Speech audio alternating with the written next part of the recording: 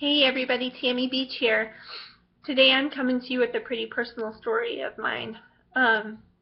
This Saturday is the AFSP's annual Suicide Survivor Day event, and I am hosting it here in Missoula, Montana. It's a national event that happens every November 21st. This just happens to be the first year that Missoula has one available for people to go to.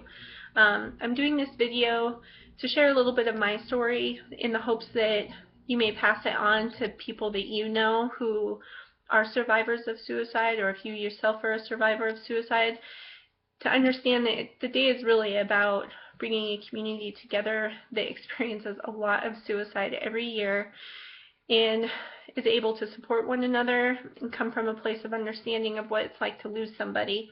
For me, I lost my first husband 9.5 years ago. We were 24 at the time. He'd been my best friend since we were 14. We had 3 boys. There was a lot of stuff leading up to his death and a lot of stuff that happened after that left me with some pretty negative emotions.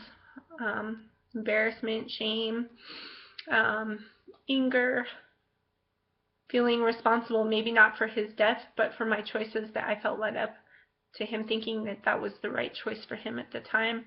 And I've been able to work through a lot of that stuff, but his loss is still very present for me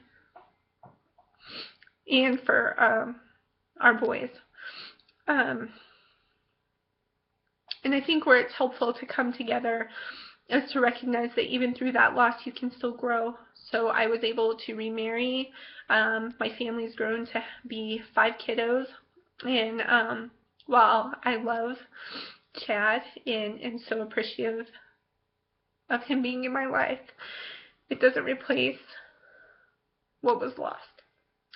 And I know that that's the same for many others who may have lost a spouse to suicide and found another person to share their life with, or people that have lost children or grandchildren or nieces, nephews, aunts, uncles, friends.